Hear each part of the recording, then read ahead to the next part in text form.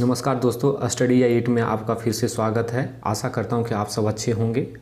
आज हम SSC GD का मैराथन क्लास शुरू करने जा रहे हैं, तो देर ना करते हुए क्लास को शुरू करते हैं। अगर आप इस चैनल पर नए आए हैं तो मेरे चैनल को लाइक, सब्सक्राइब और शेयर करें। तो अब हम वीडियो को शुरू कर रहे हैं। आज का मेरा पहला प्रश्न है, श्वसन के दौरान गैसों का विनिमय कहाँ होता है? ऑप्शन ए श्वासनली और कंठ में, बी फेफड़ों की कुपिकाओं में, सी कुपिकाओं और गले में, डी गले और कंठ में।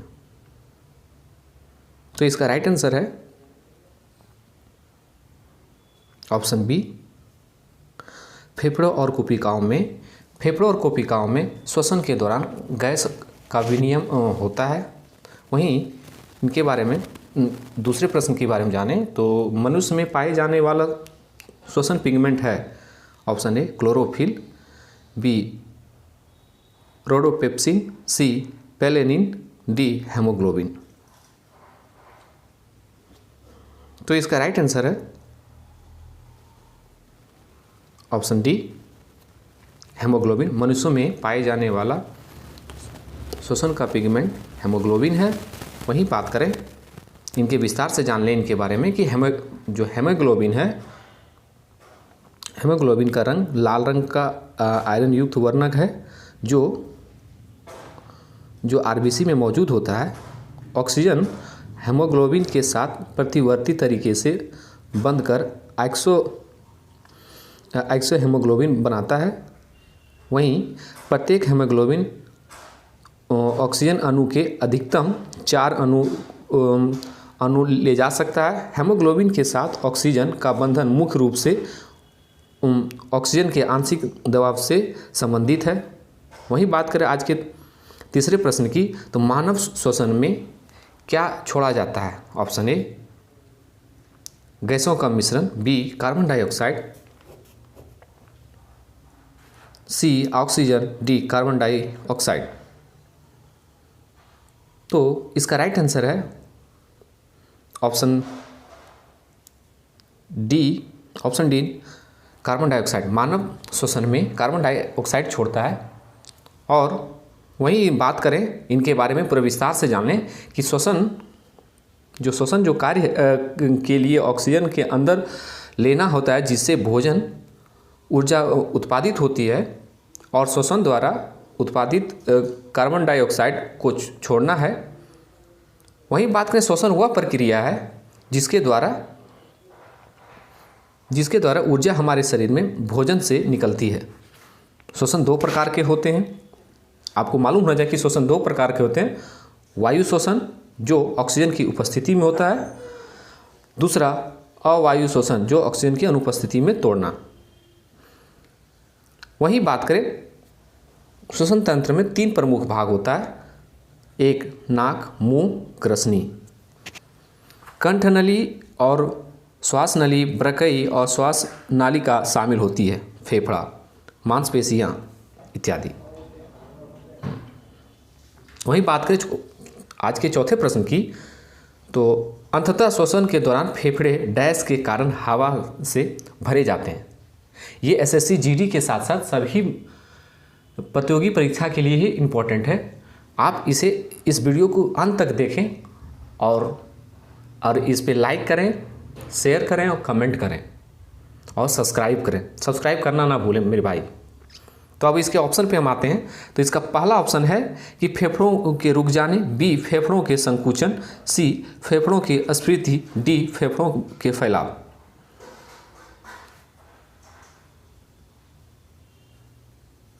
तो इसका जो राइट आंसर है इसका है फेफड़ों की स्फूर्ति, ऑप्शन सी।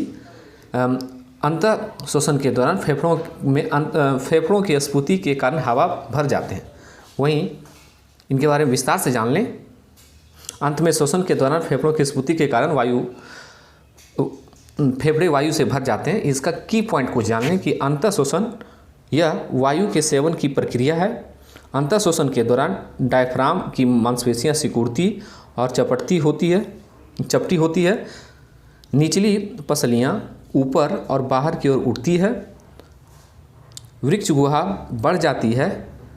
फेफड़ों में वायु दाब हो जाता है, वायु फेफड़ों में चली जाती है और फेफड़े फूल जाते हैं। ये अंतः श्वसन के कुछ ये इनके आयाम हैं।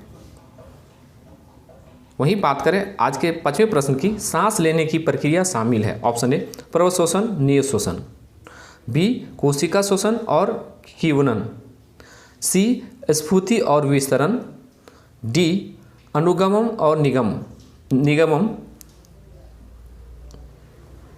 तो इसका जो आंसर होगा, इसका ऑप्शन ए होगा,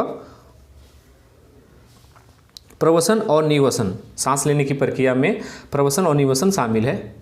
और हम कोशिश कर रहे हैं कि हर प्रश्न का उसको विस्तार पूर्वक से हम उस पर चर्चा करें और अच्छे तरीके से हम आपको बता सकें।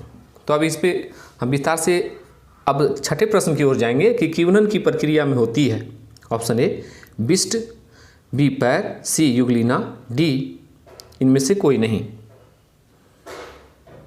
तो इसका जो राइट आंसर है ऑप्शन ए है बिस्ट। बिस्ट कीवनन की प्रक्रिया में होती है। वहीं बात करें कीवनन एक जैविक रासायनिक क्रिया है। इसमें जटिल कार्बन यौगिक सूक्ष्म जीवों की सहायता से सरल कार्बन यौगिक में विघटित होते हैं। इस क्रिया में ऑक्सीजन की आवश्यकता नहीं पड़ती है। कीवनन के प्रयोग से अल्कोहल या शराब का निर्माण होता है।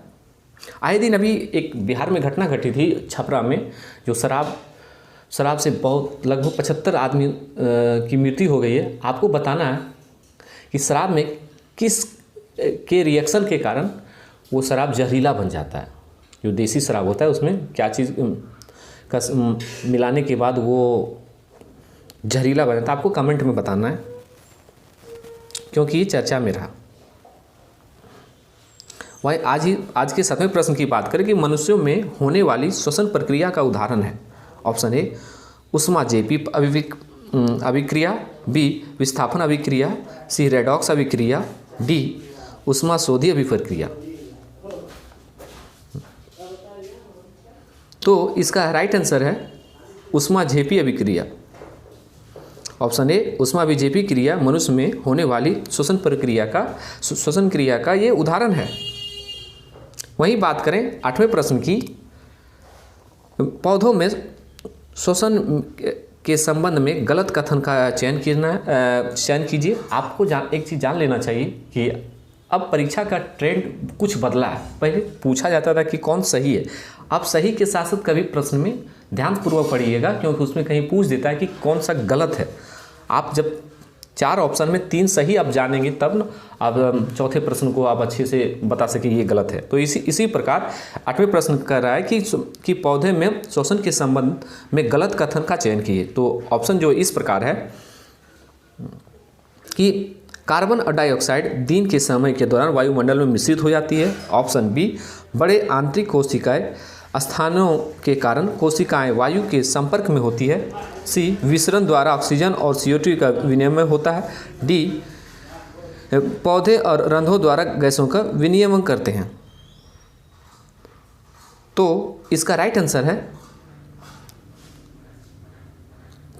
Answer option A carbon dioxide दिन समय के दौरान वायुमंडल में मिश्रित हो जाती है, जिसके कारण पौधों में श्वसन के संबंध में ये कथन गलत है। वहीं बात करें 9वें प्रश्न की, तो मानव शरीर में श्वसन वर्णक कहाँ पाया जाता है। ऑप्शन ए लाल रक्त की कणिकाओं में, बी रक्त प्लाज्मा में, सी श्वेत रक्त कणिकाओं में, डी प्लाज्मा और श्वेत रक्त कणिका दोनों में।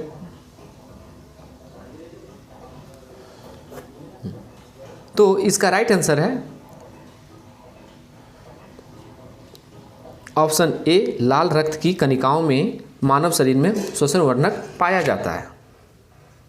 वहीं बात करें 10वें प्रश्न की, यीस्ट का उपयोग डैश के उत्पादन के लिए उपयोग किया जाता है। ऑप्शन ए चीज़, बी दही, सी शराब, डी एंटीबायोटिक दवाएं।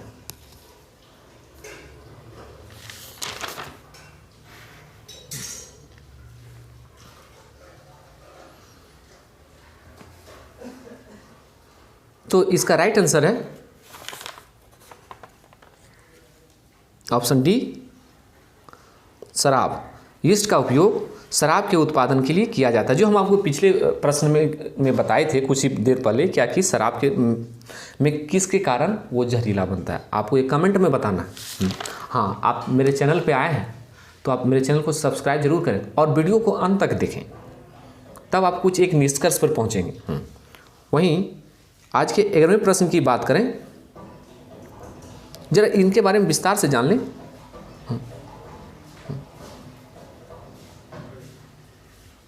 आज के 11वें प्रश्न की बात करें तो मांसपेशियों में ग्लूकोज के अनॉक्सी श्वसन द्वारा डैश बनाता है। ऑप्शन ए पायरूविक अम्ल, सी एसिडिक अम्ल, सी लैक्टिक अम्ल, डी साइट्रिक अम्ल।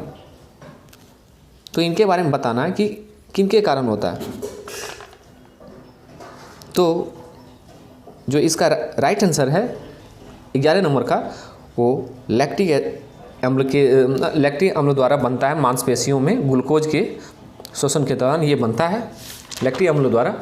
वहीं बात करें इनके बारे में हल्का सा, तो आप जान लें क्या कि अनॉक्सी श्वसन का मतलब होता है ऑक्सीजन की ये ऑक्सीजन की कमी होना।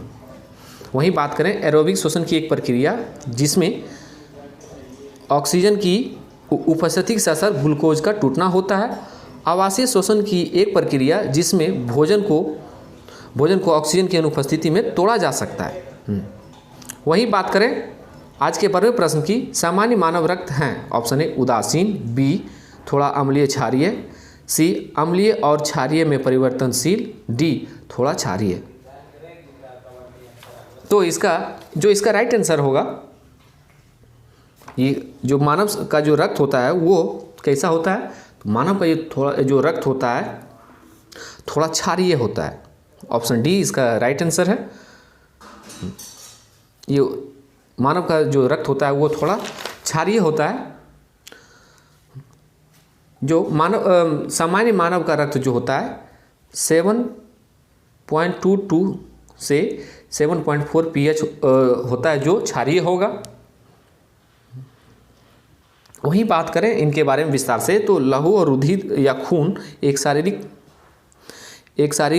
तरल है जो लहू वाहिनियों के अंदर विभिन्न अंगों में लगातार बहता रहता है।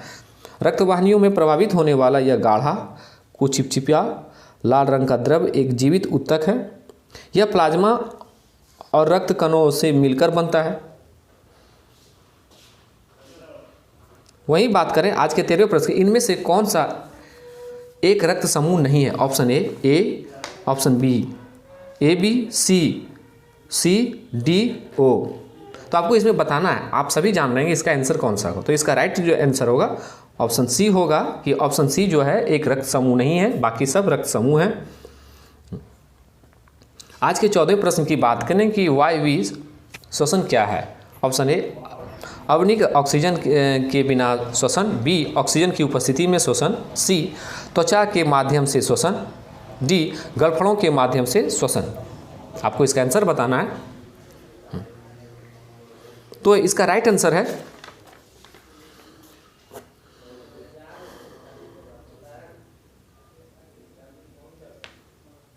ऑप्शन बी, ऑक्सीजन की उपस्थिति में श्वसन। ऑक्सीजन की उपस्थिति में श्वसन होता है वो वायु श्वसन होता है। वहीं बात करें आज के 15वें और अंतिम प्रश्न की, जरा इनके बारे में पहले विस्तार से जान लें कि ऑक्सीजन की उपस्थिति में श्वसन वायु श्वसन कहलाता है। अवायवीय श्वसन की तुलना में मुक्त ऊर्जा की मात्रा वायु श्वसन में अधिक होती है। वायु श्वसन का ग्लूकोज एक अणु अवायवीय जो श्वसन के 2 ATP अणुओं की तुलना में ATP ट्राइफॉस्फेट, एडिनो ट्राइफॉस्फेट जिनका पूरा नाम है, जिसमें 36 या 38 अणु प्राप्त करता है। वायु श्वसन सूत्र कणिकाओं में होता है, जिसे कोशिका का पावर हाउस सेल कहा जाता है। वायु श्वसन उच्च जीवों में होता है और जिनकी ऊर्जा आवश्यकताएं अधिक होती है। वहीं आज के 15वें और अंतिम प्रश्न की बात करें तो उद्योगों में प्रयुक्त शक्ति की इकाई है। शक्ति का मतलब यहाँ पावर हो रहा है, तो option A kilo, B joule, C watt, D horse power. तो इसका राइट आंसर है ऑप्शन डी हॉर्स पावर। उद्योगों में प्रयुक्त जो शक्ति की इकाई है वो हॉर्स पावर है। वहीं इनके बारे में जरा विस्तार से जान लें कि अश्व शक्ति औद्योगिक क्षेत्र में बिजली मापने के लिए इस्तेमाल किए जाने वाली एक इकाई है। एक अश्व शक्ति 746 वाट है। 1 किलोवाट पावर 1 सेकंड में 1000 जूल किया गया कार्य 1 किलोवाट पावर है। ऑप्शन फिर यहाँ पे बात करें 1 kilowatt into 1 hour is equal to 1000 watt into 3600 second is equal, जो उसके बाद होगा 36 लाख जूल होगा। वहीं 1 kilowatt is equal to 3.6 into 10⁻6 joule होगा। वहीं घरेलू उपयोग के लिए की जाने वाली बिजली को किलोवाट को घंटे की इकाई में मापा जाता है। 1 किलोवाट घंटा इजकल टू 1 यूनिट होता है। तो आज के लिए बस इतना ही and thank you for watching study I 8। Please subscribe my channel and share to your friend. बहुत बहुत धन्यवाद।